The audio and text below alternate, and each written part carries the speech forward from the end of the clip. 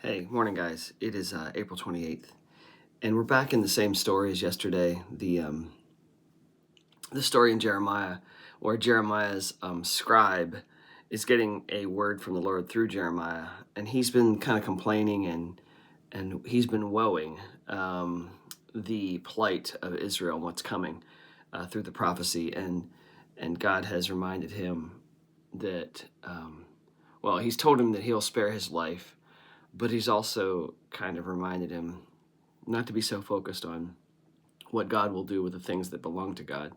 It's kind of the same as a long time ago I said, are you concerned with the $20 bill that's in your neighbor's pocket? And the reason why you're not is because it doesn't belong to you. It's not yours. And Baruch here has basically said, he's woe is me about all the things that belong to God. God has the right to do whatever he wants to with them. Anyway, there's some long passages here I want to read out of the study today. And it starts, and by the way, the reference is Jeremiah 45, verse 5 today.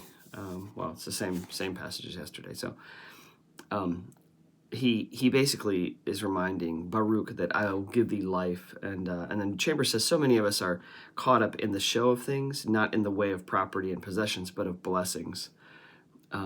I want people to see that I'm blessed. I want to know that I'm blessed. I want to feel that I'm blessed.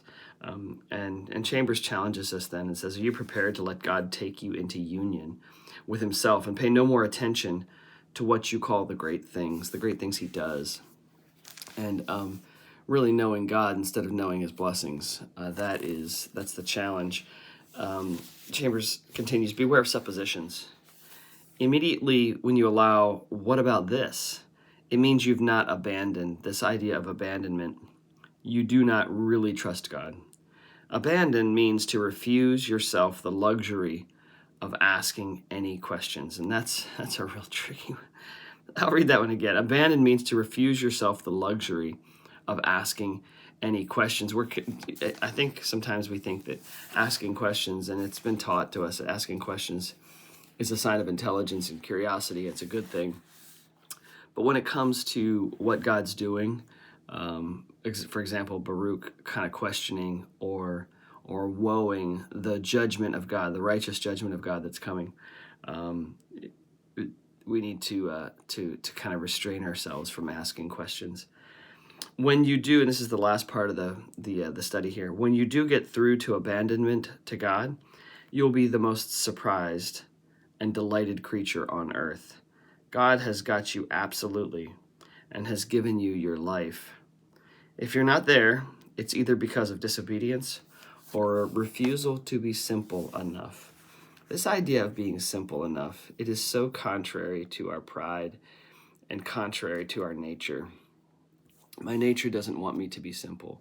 The whole idea of, I said it a few days back, I think it was last week, the KISS principle, this keep it simple, stupid. It flies in the face of our desire to be complicated and deep, and I think I was trying to think of which of the disciples got. I don't know if it's Peter really, this desire to be deeper than he was, but I know it's my nature. I know it is in the nature of many of us that we really desire. We even say it, a deeper faith, and a deeper faith is. It's interesting, even the idea of a deeper faith, that concept of a deeper faith. I think, what does that mean? The Bible says that we're supposed to have the faith of a child. Is that deep? It's obviously simple, and it is kind of all-encompassing. Back to the trust fall thing that I mentioned a few days back, that a small child will just jump without even. We have video of we used to do it, have our kids jump off of an ottoman, I think, for example.